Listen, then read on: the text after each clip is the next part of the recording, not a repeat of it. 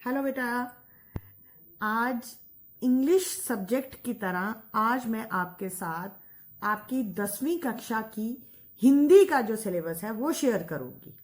ठीक है, मैं आपको अपनी तरफ से हिंदी सब्जेक्ट के लिए भी प्रिपेयर करूंगी।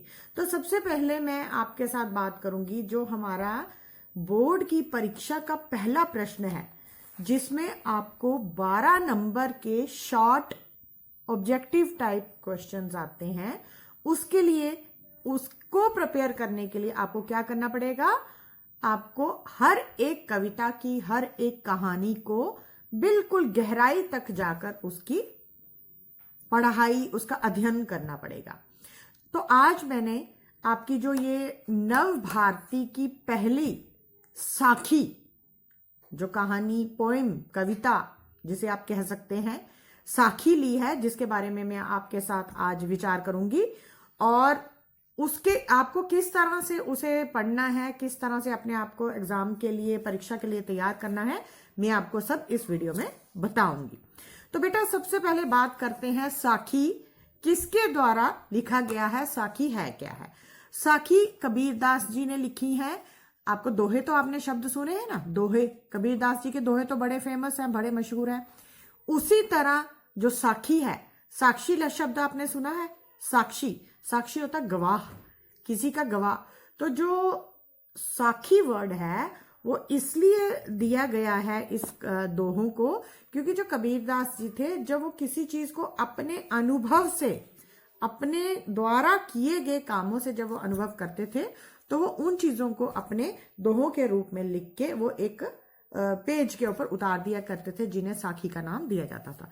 तो जो आपके सिलेबस में, आपके पाठ्यक्रम में साखी है, वो उसका रचयिता कौन है आपको याद रखना, कबीरदास जी हैं। सबसे जो मेन चीजें याद रखने वाली हैं कि कबीरदास जी कौन से काल के कवि थे? भक्ति काल के। सिर्फ आपने एक शब्द याद रखना है, भक्ति काल के कवि थे। उनकी जन्म तिथि याद रखनी है।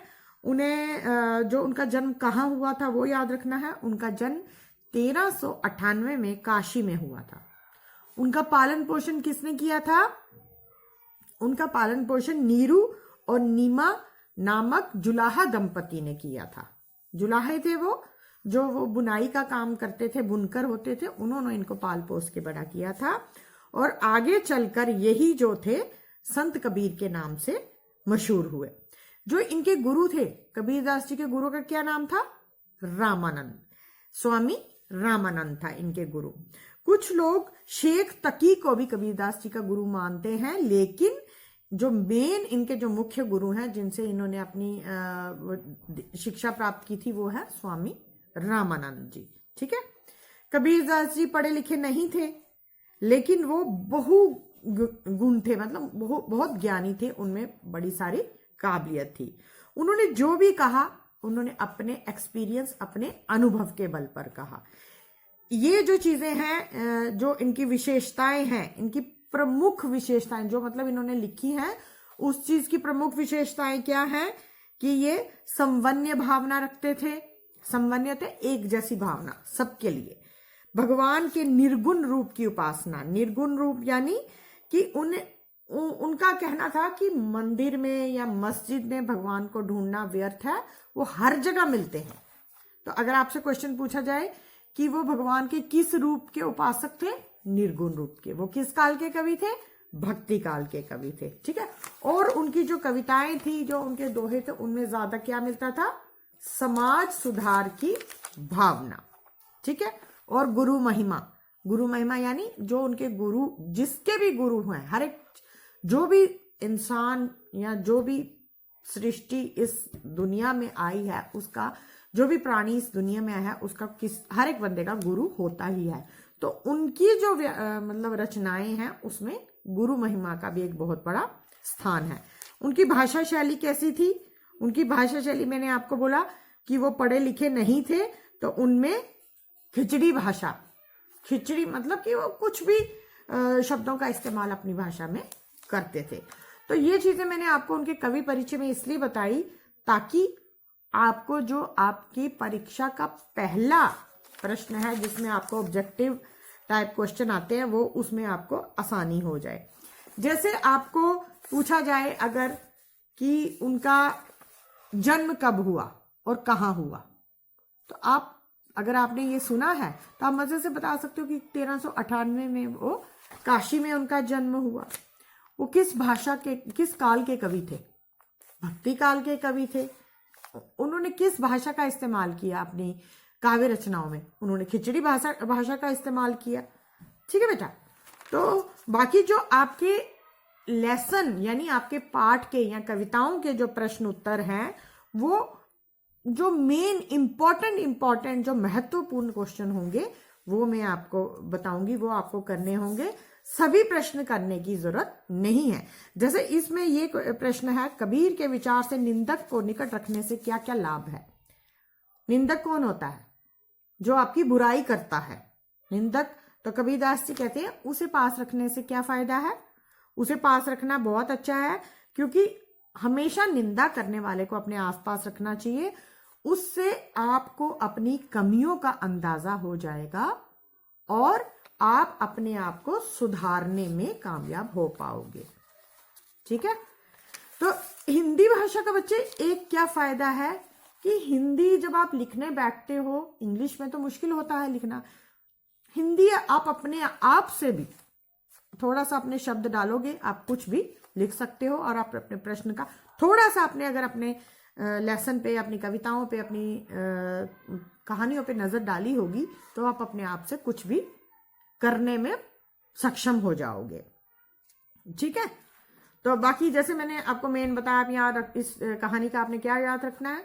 उनका जन्म 1398 कहाँ हुआ? काशी में हुआ। कवि ने कैसी वाणी बोलने को कहा है? मधुर यानी मीठी। कस्तूरी मृग के किस अंग में विराजमान है? कस्तूरी क्या होती है? कस्तूरी एक तरह का ऐसा नग आप कह सकते हो, ऐसा हीरा है जो कि मृग यानी हिरण की कुंडली यानी नाभि, जिसे आप ये जो पेट के बीच में हमारी नाभि नहीं होती वहां पे पाई जाती है। कैसे व्यक्ति को अपने पास रखना चाहिए? निंदक, जो आपकी निंदा करे। अच्छा, क्या पढ़कर मनुष्य पंडित बन सकता है? 2.5 अक्षर प्रेम के, कि क्या पढ़ने से मनुष्य मतलब बंदा जो है वो पंडित बनता है? 2.5 अक्षर प्रेम के। ये सब जो बातें हैं ये उनकी कविताओं में लिखी गई हैं। मृग कस्तूरी को कहाँ ढूंढता है? मृग यानी हिरन कस्तूरी को ढूंढता कहाँ है? वन में, लेकिन वो होती कहाँ है? उसके नाभि में। फिर राम कहाँ विराजमान है? राम यानी भगवान, घट घट में यानी जगह जगह। संत जुलाहा कबीर के माता पिता पेशे से क्या थे? उनका क्या पेशा था? वो थे जुलाहा। कबीर के कितने ग्रंथ हैं? 3।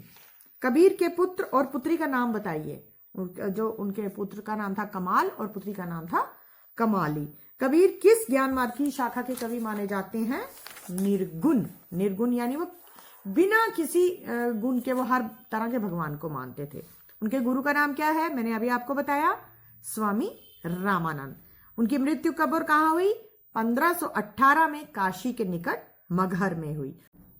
तो इस तरह बच्चे आप लोगों को अपनी परीक्षा का पहला प्रश्न करने के लिए सिर्फ इस वीडियो को बड़े ध्यान से देखना है, सुनना है। आपको उन प्रश्नों के उत्तर इसी में मिल जाएंगे।